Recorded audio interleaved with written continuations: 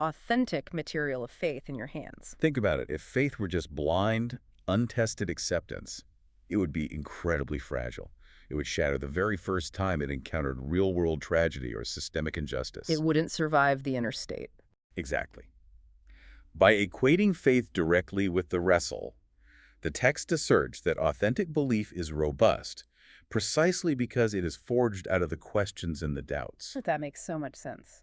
When you start viewing your internal conflict as a symptom of emotional failure and start viewing it as the fundamental substance of growth, the anxiety about having the questions in the first place begins to dissipate.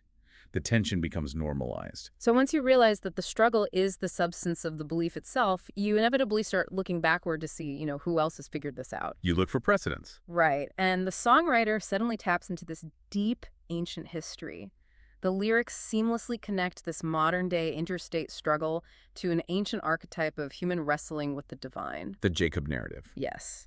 The text says, "I heard that Jacob fought you too, didn't get it, then maybe now I do." And then comes what I think is the defining line of the song.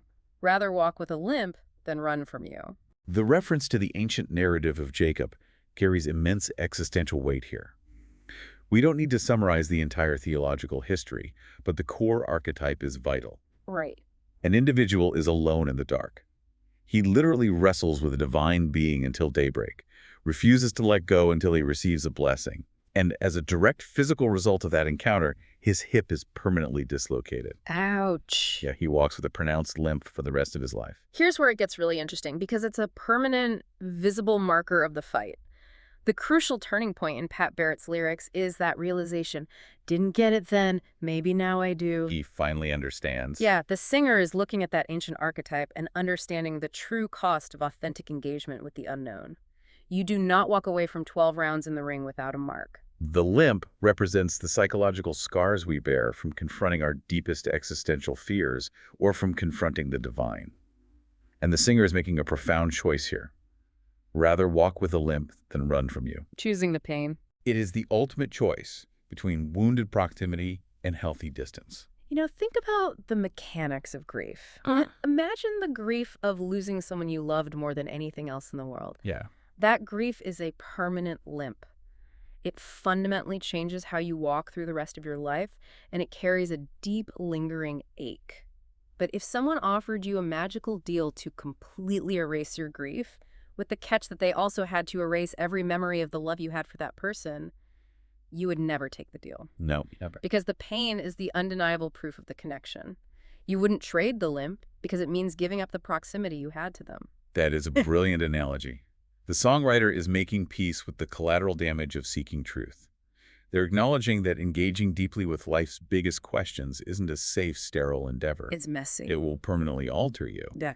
But they are making the conscious decision that they would rather bear the painful, authentic mark of that encounter than run away unscathed and remain in a state of superficial comfort. The limp is the proof of the proximity. Which asks a piercing question of you, the listener. Like, what is your limp? What is that lingering doubt or that incredible loss or that tough season that permanently changed your gait? Can you look at that limp not as a deformity or a personal failure, but as the undeniable proof that you stayed in the ring? And the text makes it abundantly clear that the limp does not immobilize the speaker. The realization of the limp actually dictates the rest of the journey. Right.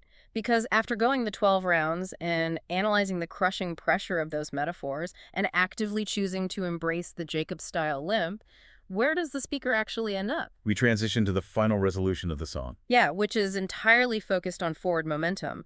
The lyrics just start repeating this one central concept over and over. I'm still walking, but I walk with a limp. Oh, I'm still walking, but I walk with him. I love that repetition. And it intertwines this persistent walking with all those refining metaphors we unpacked earlier. The repetition mimics the rhythm of footsteps. It signifies endurance. Just putting one foot in front of the other. Exactly. This raises an important question about what resolution actually looks like. We often think a resolution means the problem is entirely solved. The neat bow is tied, the sky is clear, and we never have to deal with the anxiety again. The glassy lake. Right. But this text offers a much more mature, realistic version of what a resolved state of mind actually is. Because they explicitly say right at the end, I fight sometimes, but I'm still walking with him. The fighting hasn't magically disappeared forever. The 12 rounds ended, but life didn't suddenly turn into pure bliss. The fundamental nature of the relationship has changed. The struggle and the companionship are no longer mutually exclusive. They are permanently fused together. Wow. The goal of the wrestle was never to win, in the traditional sense of knocking out an opponent. And interestingly, the goal wasn't even to get the explanations they originally demanded on the interstate. Right. They never got the answers. No, the goal was to secure the relationship. So, what does this all mean? For me, the most revealing part of this entire deep dive is a tiny grammatical shift in the text that happens between the very first verse and the last verse. The prepositions. Yes. It starts with a fight against God. I had a fight with God today. It's oppositional. Two forces clashing head-on in the ring. But by the end of the song, it resolves into walking with him. I'm still walking, but I walk with him. The prepositions change. The opponent has become the companion. They are now moving in the exact same direction. The very entity that was the source of the struggle becomes the partner on the journey. And the damage sustained from the fight doesn't disqualify the speaker from taking the journey. I'm still walking. They're still going. Despite the unanswered questions, despite the grueling exhaustion, despite the permanent change in their gait, they are moving forward. They are carrying the tension, but they are no longer fighting against the journey itself. They have accepted the wrestle as a way forward. Let's summarize this journey for you because it completely rewires how we should think about our own internal battles. We started with a brutal 12-round boxing match on an everyday interstate, unpacking the psychology of how conflict and engagement create profound intimacy. We explored the crushing pressure needed to create wine and gold. Right. Realizing that the wrestle isn't just a passing phase or a coping mechanism for trauma, it's the fundamental structural substance of faith itself. Then we connected that to the ancient archetype of Jacob. Exploring that conscious choice to embrace a limp, a permanent psychological mark, rather than running away into unexamined safety. And ultimately, we saw the transformation of an opponent into a companion, choosing to walk with rather than fight against. Whatever personal wrestle you're experiencing right now, a massive crisis of belief, a life transition, or just a nagging internal conflict you can't shake, recognize that the pressure you feel might not be a sign that your life is falling apart. It might just be the pressing that makes the wine. Exactly. We want to leave you with one final thought to mull over. Based on that lyric, what's trust without the letting go?